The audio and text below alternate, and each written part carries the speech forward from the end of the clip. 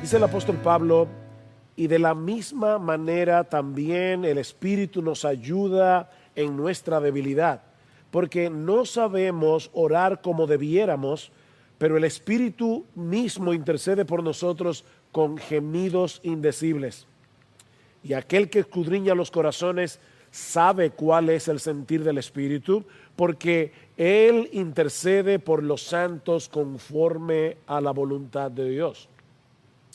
Si hay algo que aprendemos en este capítulo de la carta a los romanos, es que es absolutamente imposible vivir la vida cristiana sin la ayuda del Espíritu Santo. La vida cristiana, de principio a fin, depende de la obra del Espíritu Santo en nosotros. De hecho, este es uno de los grandes capítulos sobre el Espíritu Santo que encontramos en toda la Biblia. El Espíritu se menciona unas 18 veces en Romanos capítulo 8. Y hasta aquí, en lo que hemos estudiado, los versículos 1 al 25, podemos ver varias cosas que Pablo nos enseña acerca de la obra del Espíritu en nosotros. Dice en el versículo 2 que Él nos ha libertado de la ley, del pecado y de la muerte. En el versículo 4 dice que Él nos impulsa y capacita para cumplir los requisitos de la ley. En el versículo 6 dice que Él produce en nosotros vida y paz. El Espíritu Santo estará activamente involucrado en nuestra resurrección. Dice en el versículo 11, Él nos guía al campo de batalla para luchar contra el pecado y darle muerte. Versículos 13 y 14. El Espíritu le da testimonio a nuestro espíritu de que somos hijos de Dios y nos mueve a clamar Abba, Padre, en momentos de necesidad. Versículos 13 y 14. El Espíritu es la garantía divina de la herencia completa que disfrutaremos cuando nuestra redención sea consumada. Versículo 23. Y como si todo esto fuera poco, ahora Pablo nos dice en los versículos 26 y 27 que el Espíritu Santo nos ayuda en nuestra debilidad. De manera, mis hermanos, que no se puede vivir la vida cristiana, no se puede vivir la vida cristiana sin depender del Espíritu Santo. Pero lamentablemente muchos cristianos damos la impresión de que sí podemos. Fácilmente olvidamos el hecho de que estamos en una guerra, de que estamos en un mundo dañado por el pecado, como veíamos la semana pasada. Olvidamos que nosotros mismos no tenemos las fuerzas necesarias para luchar contra el enemigo, no tenemos fuerzas para lidiar con todas las frustraciones de vivir en un mundo caído. Mis hermanos, hay demasiadas cosas a nuestro alrededor que nos distraen, cosas que nos alejan de las Escrituras y de la oración. Las dos cosas que nos proveen esa dosis de realidad que necesitamos para mantener nuestros pensamientos enfocados en medio de esta batalla. Y yo creo que más en estos días de cuarentena, en estos días de pandemia, fácilmente podemos caer en lo que algunos han llamado el síndrome del tapo, T-A-P-O, el temor a perdernos de algo. Es por eso que muchas veces estamos más atentos a las noticias que a las Escrituras y, en el peor de los casos, absortos en las redes sociales, absortos en el entretenimiento. Mis hermanos, la razón por la que el Espíritu Santo tiene que ayudarnos en nuestra debilidad es obvia. Somos débiles. Somos débiles. Yo sé que eso parece demasiado obvio, pero también sé por experiencia personal que fácilmente se nos olvida lo débiles que somos. Somos débiles, mis hermanos. Somos muy débiles. Pero gracias al Señor, que el Espíritu Santo viene en nuestro auxilio y nos ayuda en nuestra debilidad. Esa es la primera enseñanza que encontramos en nuestro texto. Vean una vez más el versículo 26. Y de la misma manera también el Espíritu nos ayuda en nuestra debilidad. Esa palabra que se traduce como ayudar en nuestro texto da la idea de llevar una carga junto a otra persona. Esta palabra aparece solo una vez más en todo el Nuevo Testamento. en Lucas capítulo 10, versículo 40, cuando Marta le pide a Jesús que le ordene a María unirse con ella en la ayuda. Dile que me ayude en mis quehaceres. El Espíritu Santo que habita permanentemente en nosotros y que nos conoce a la perfección, nos ayuda a llevar nuestras cargas. De manera, mis hermanos, que no estamos solos en nuestra lucha contra el pecado, no estamos solos en la perplejidad y en la confusión que causa vivir en un mundo como el nuestro. Eso fue lo que Jesús prometió a sus discípulos en el discurso del aposento alto. ¿Recuerdan en el capítulo 14 del Evangelio de Juan? Los apóstoles estaban muy tristes ante el anuncio de la próxima partida del Señor. Ellos no entendían muchas de las cosas que Jesús dijo esa noche, pero sí entendieron que Él estaba a punto de partir hacia un lugar al que ellos, por lo menos en ese momento, no podían seguirle. Y es en ese contexto que Cristo les promete la llegada del Espíritu. Dice en Juan 14, versículo 16, y yo rogaré al Padre y os dará otro consolador. Y la palabra allí es Paracletos, uno que es llamado a colocarse al lado tuyo para ayudarte, para fortalecerte, para consolarte, para defenderte. Dice Cristo, yo rogaré al Padre y os dará otro consolador para que esté con vosotros para siempre. El Espíritu de verdad, al cual el mundo no puede recibir porque no le ve ni le conoce, pero vosotros le conocéis, porque mora con vosotros y estará en vosotros. No os dejaré huérfanos, dice el Señor, vendré a vosotros. Mis hermanos, nosotros no somos huérfanos de Dios, porque el Espíritu de Dios, el Espíritu de Jesús mora en nosotros. Y más adelante, en Juan capítulo 16, versículo 14, Jesús es todavía más específico en cuanto a la obra del Espíritu en nosotros. Dice, Él me glorificará, porque tomará de lo mío y os lo hará saber. Es de eso que se trata la santificación progresiva. El Espíritu nos revela a Cristo en su palabra, para que viendo su gloria en la Biblia, seamos transformados de gloria en gloria. El Espíritu nos está moldeando para ser semejantes a la persona, al carácter de nuestro bendito Señor y Salvador. Y lo que Pablo está contemplando en Romanos capítulo 6, versículo 26, es el cumplimiento de esa promesa. Ahora, noten, y esto es importante, que Pablo no está diciendo aquí que el Espíritu vino a hacerlo todo para que nosotros no tengamos que hacer nada. Lo que Juan nos dice en su primera carta es que todo aquel que permanece en él debe andar como él anduvo. Tú y yo, si somos cristianos, debemos andar como Cristo anduvo, de manera que el Espíritu no es como esas personas que pierden la paciencia con facilidad y cuando ven nuestra torpeza y que nosotros no hacemos las cosas como ellos pudieran hacerlas, nos dicen, quítate, que yo lo hago. No, el Espíritu no es así. El Espíritu no es así. Lo que hace el Espíritu en nuestra santificación progresiva es ayudarnos a hacer todo lo que no podemos hacer por nosotros mismos. De hecho, en el pasaje que citamos en Lucas 10, de Marta y María, lo que Marta le pide a Jesús no es, Señor, dile a María que haga lo que yo estoy haciendo. Lo que Marta le pide a Jesús es, dile a María que me ayude en lo que yo estoy haciendo. Bueno, esa es la misma idea que encontramos en Romanos 8:26. La ayuda del Espíritu significa que no estamos solos en nuestra lucha contra el pecado, no estamos solos en el cumplimiento de nuestro deber de crecer en la gracia y en el conocimiento de nuestro Señor Jesucristo, como dice Pedro al final de su segunda carta. Ahora bien, aunque la ayuda del Espíritu en la vida del creyente es muy amplia, el Espíritu nos ayuda en muchas cosas, Pablo parece estar refiriéndose a algo más específico en nuestro texto. Vean una vez más el versículo 26. Y de la misma manera también el Espíritu nos ayuda en nuestra debilidad, porque no sabemos orar como debiéramos. Y eso nos lleva a la segunda enseñanza de este pasaje. Ya dijimos, primera enseñanza, el Espíritu nos ayuda en nuestra debilidad. Segunda enseñanza, el Espíritu nos ayuda cuando no sabemos cómo orar.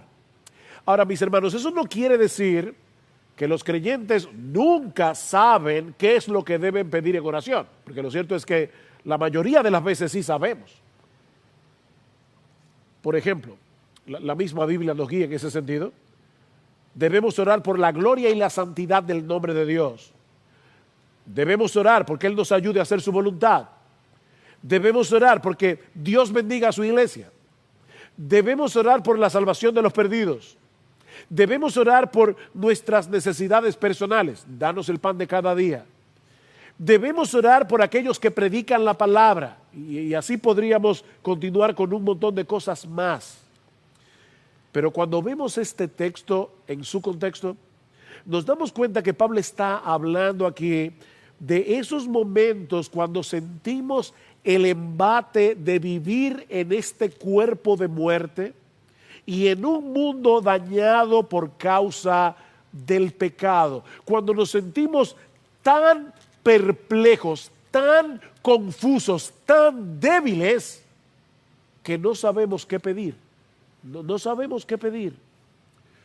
De hecho, hay momentos en que estamos tan ofuscados, en medio del dolor, en medio de la aflicción, que pedimos lo que no deberíamos pedir. ¿Ustedes recuerdan cuando Elías le pidió a Dios que le quitara la vida?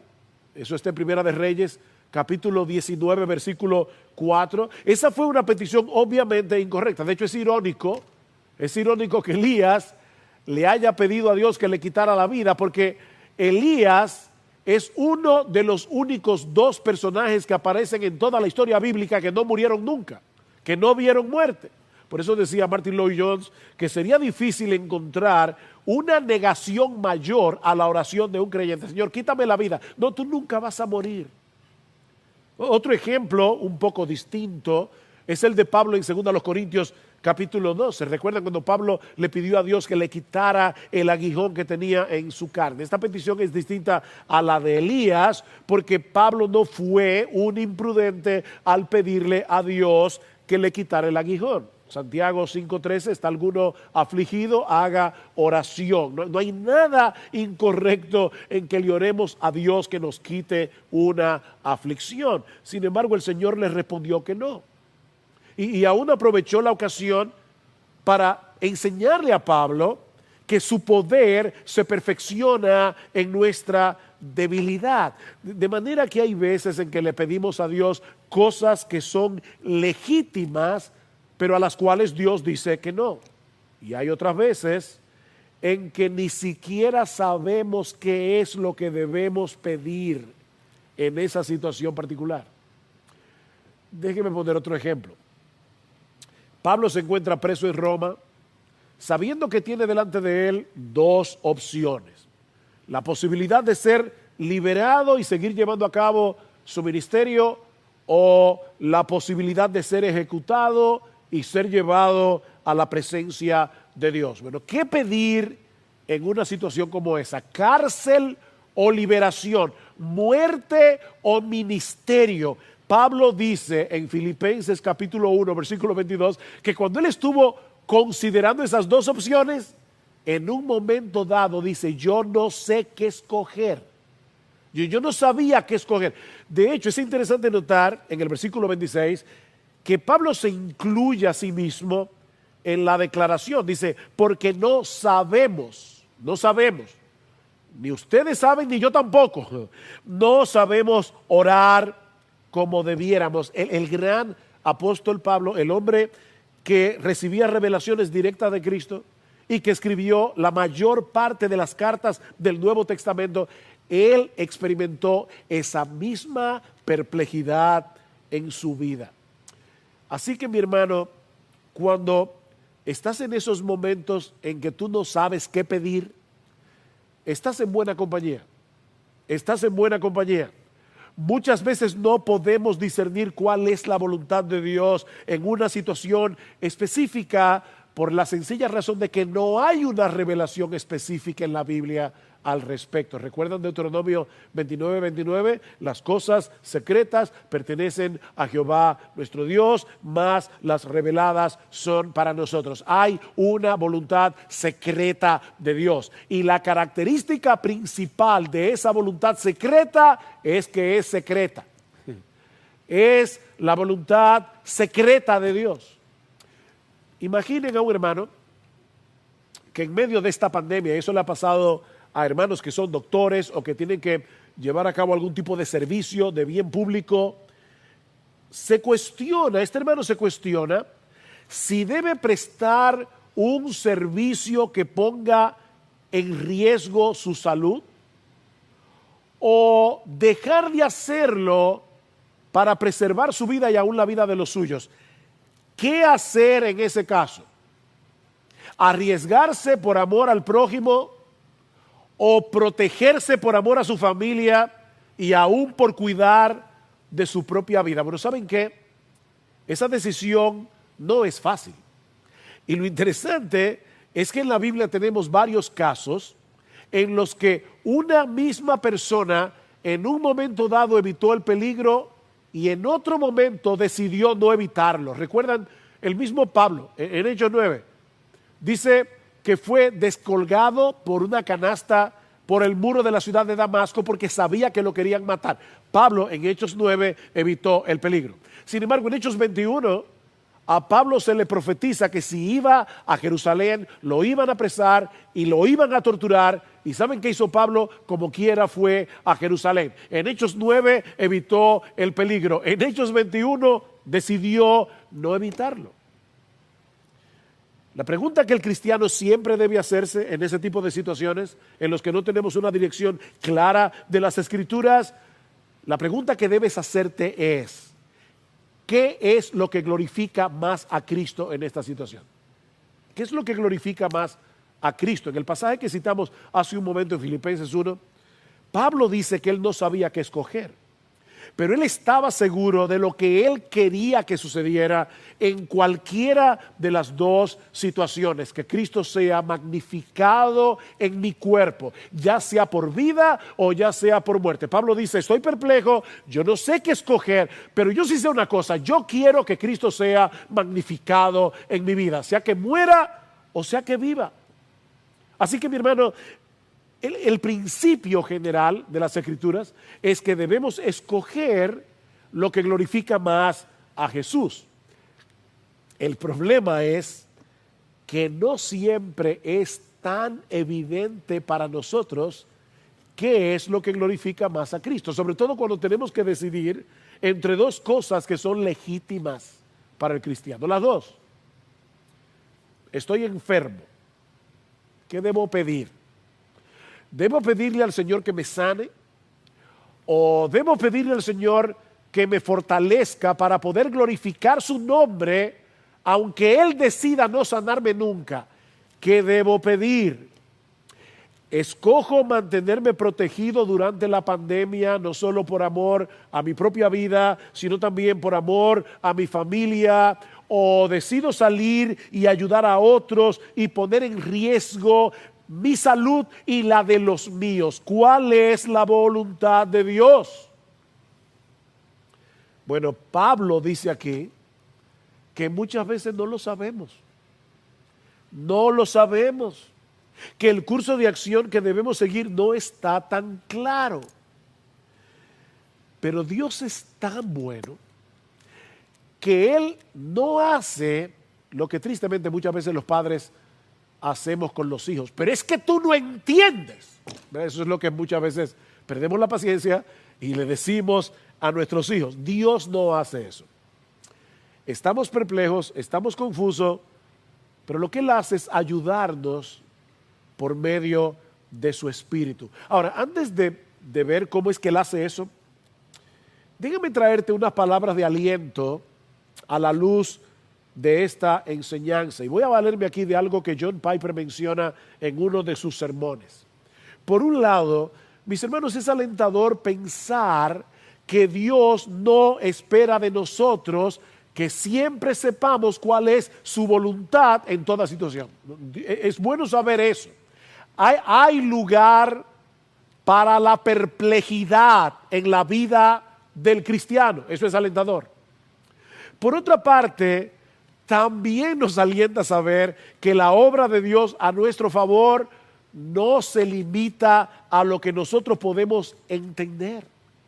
Dice Piper, Dios no está limitado por la limitación de nuestra mente. Dios no está limitado por la limitación de nuestra mente. Pablo dice en Efesios capítulo 3, versículo 20, que nuestro Dios es poderoso para hacer todas las cosas mucho más abundantemente de lo que pedimos o entendemos. Dios, gloria al Señor. Él es lo suficientemente poderoso como para tomar nuestras débiles oraciones, completarlas y hacer mucho más de lo que nosotros pedimos o entendemos. Nuestras limitaciones no limitan a Dios. Pero también es alentador recordar que cuando estamos en esos tiempos de gran debilidad y de perplejidad y confusión, el Espíritu Santo intercede a nuestro favor, no en nuestra contra.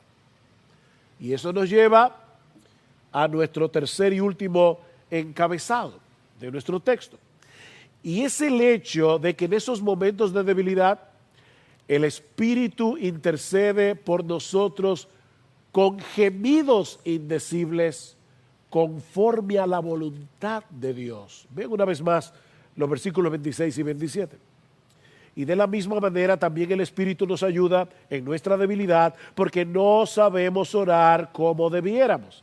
Pero el Espíritu mismo intercede por nosotros con gemidos indecibles, y aquel que escudriña los corazones sabe cuál es el sentir del Espíritu, porque Él intercede por los santos, por los creyentes, conforme a la voluntad de Dios.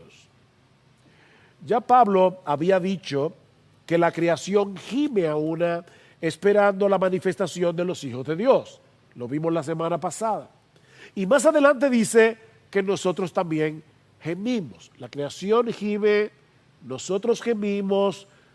Yo supongo que todos aquí estamos familiarizados con ese sentimiento de angustia, de confusión que experimentamos en ocasiones y que no siempre expresamos en palabras. Es algo así como un suspiro del alma, una especie de cansancio espiritual que experimentamos muchas veces en nuestra lucha contra nuestro propio pecado.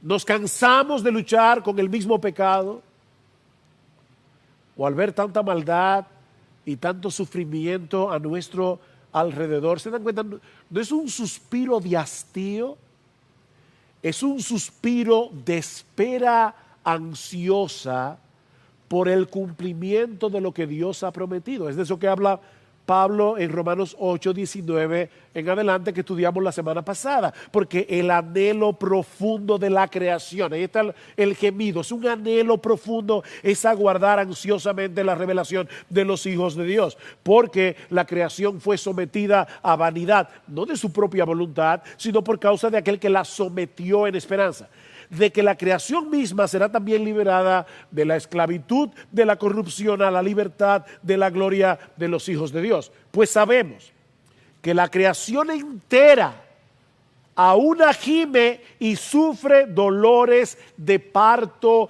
hasta ahora. Y no solo ella, sino que también nosotros mismos, que tenemos las primicias del Espíritu, aún nosotros mismos gemimos en nuestro interior, aguardando ansiosamente. Ahí está el punto.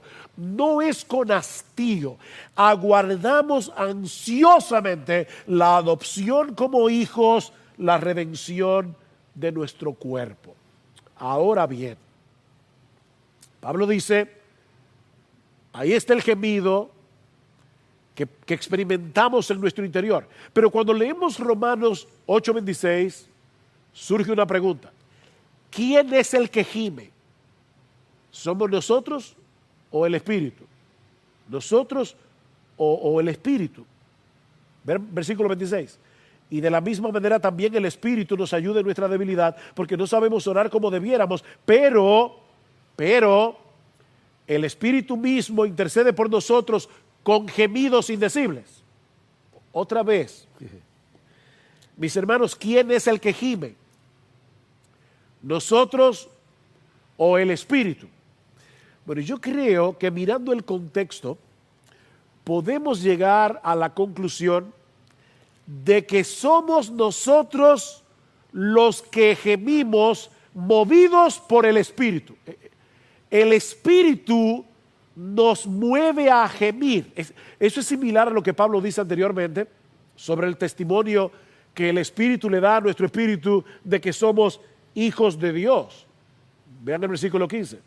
Pues no habéis recibido un espíritu de esclavitud para volver otra vez al temor, sino que habéis recibido un espíritu de adopción como hijos, por el cual, por ese espíritu, clamamos, Abba, Padre. El Espíritu mismo da testimonio a nuestro espíritu de que somos hijos de Dios. Mis hermanos, y es importante por eso ver la Biblia con atención y ver las conexiones gramaticales entre una oración y otra.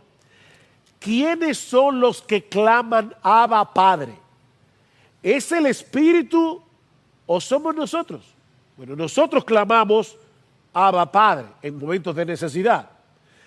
Pero la razón por la que podemos clamar así es porque el Espíritu Santo nos mueve a tener la certeza de que somos hijos de Dios y de que somos amados por Dios. Ese es el testimonio que el Espíritu le da a nuestro espíritu de que somos hijos de Dios. Romanos capítulo 5, versículo 5, Pablo dice, la esperanza del cristiano no avergüenza. ¿Por qué? Porque el amor de Dios ha sido derramado en nuestros corazones por el Espíritu Santo que nos fue dado. No es el amor que nosotros sentimos hacia Dios, es el amor que Dios tiene por nosotros. Él ha derramado ese sentido de amor en nuestros corazones por medio del Espíritu. Y es por esa confianza que el Espíritu produce en el creyente que somos movidos a clamarle a nuestro Padre en tiempos de necesidad. Él nos mueve, el Espíritu, nosotros clamamos. Bueno, eso es exactamente lo que ocurre en Romanos 8:26.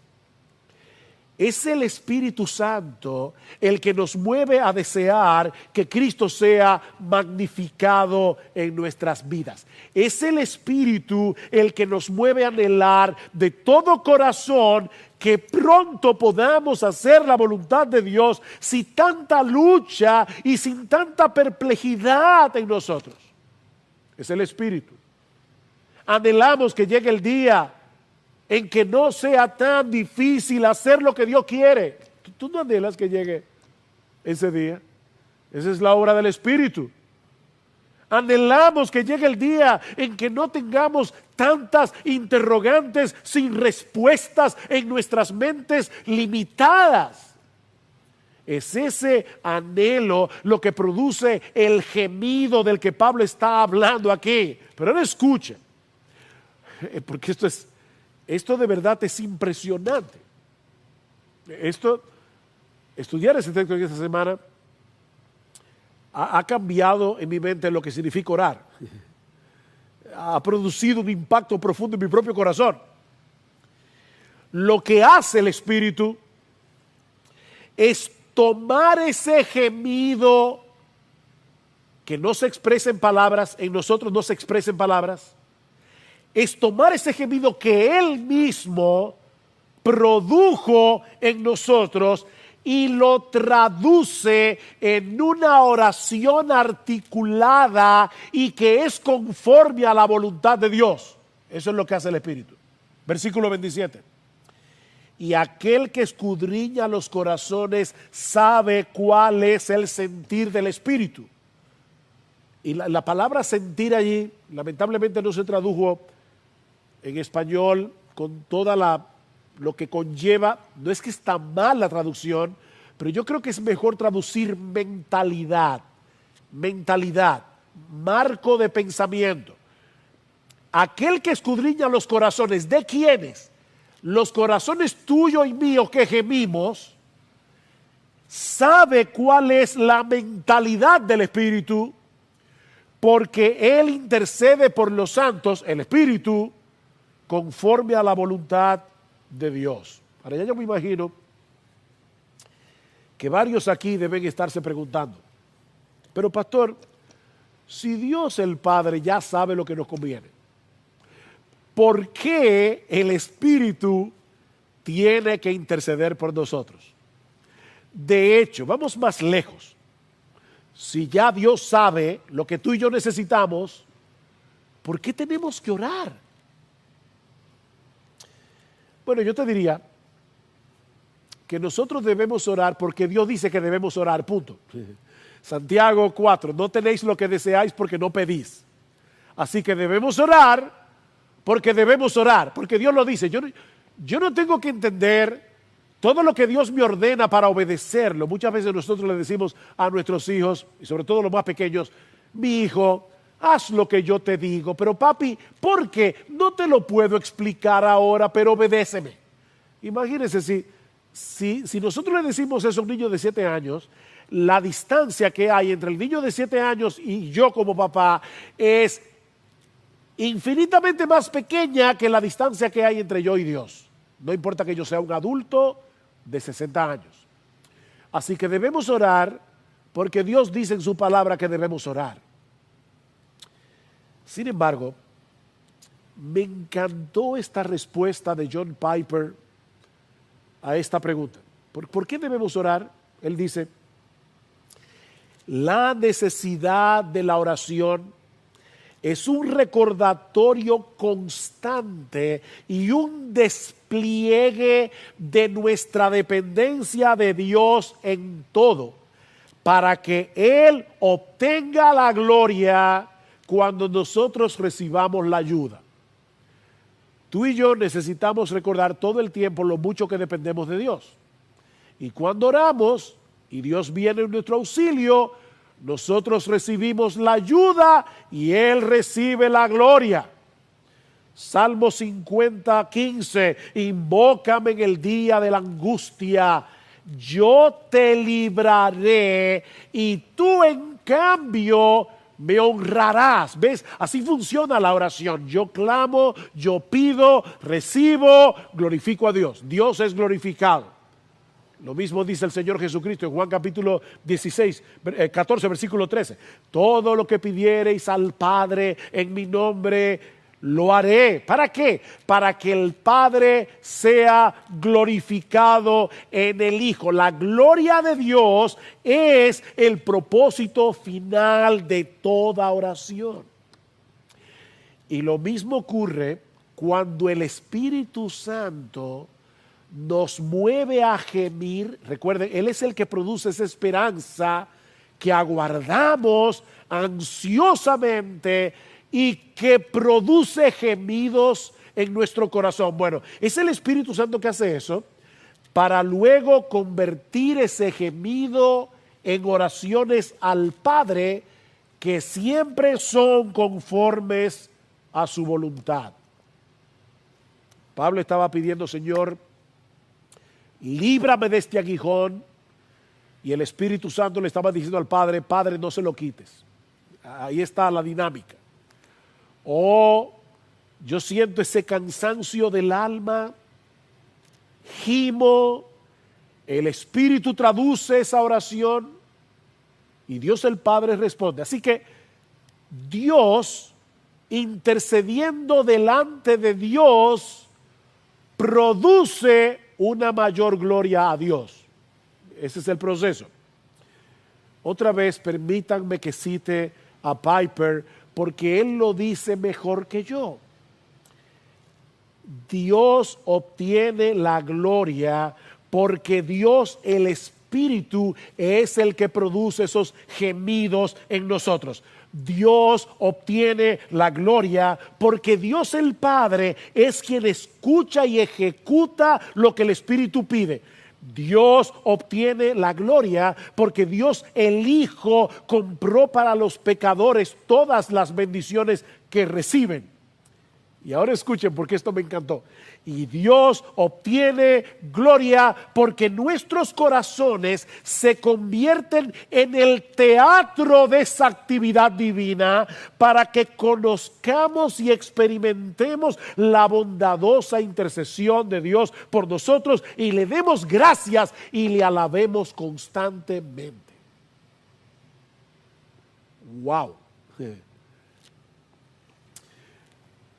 Mira, mi hermano, aunque no podamos entender del todo esta misteriosa y extraordinaria conversación entre Dios el Espíritu intercediendo por nosotros delante de Dios el Padre, el Espíritu Santo inspiró al apóstol Pablo para que escribiera Romanos 8, 26 y 27. El Espíritu Santo quiso, mi amado hermano, que eso estuviera en nuestras Biblias.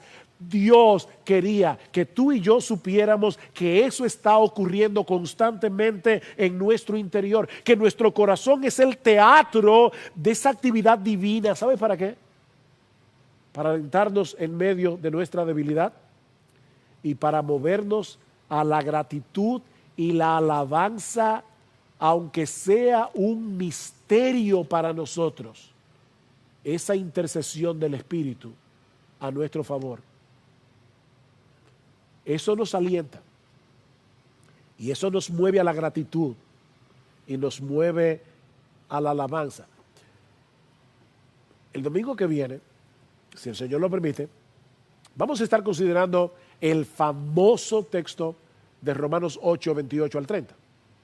Todas las cosas obran para bien de aquellos que aman a Dios. Esto es, los que conforme a su propósito son llamados. El propósito es hacernos semejantes a su Hijo. Bueno, mis hermanos, la enseñanza de nuestro texto hoy es lo que nos prepara para la enseñanza de Romanos 8:28. La razón por la que sabemos que todas las cosas obran para el bien de aquellos que aman a Dios es porque tenemos al Espíritu Santo intercediendo ante el Padre en nuestro corazón y al Hijo intercediendo en el cielo. Son dos intercesiones. Versículo 34.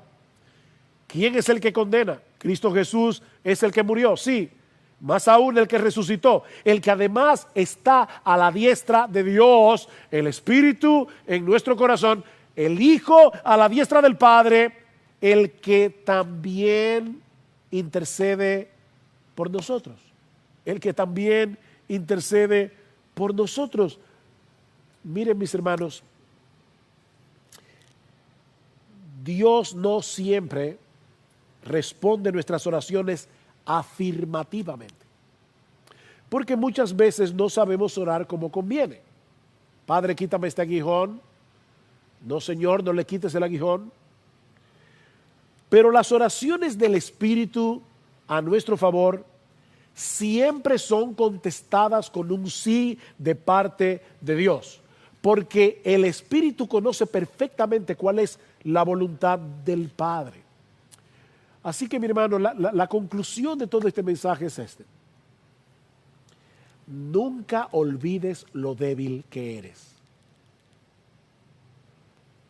No lo olvides hoy, no lo olvides mañana, no lo olvides hasta que Cristo vuelva o Él te llame a su presencia. Tú puedes tener 50 años en la fe, siendo un hombre o una mujer fiel, maduro espiritualmente, y como quiera tú eres débil.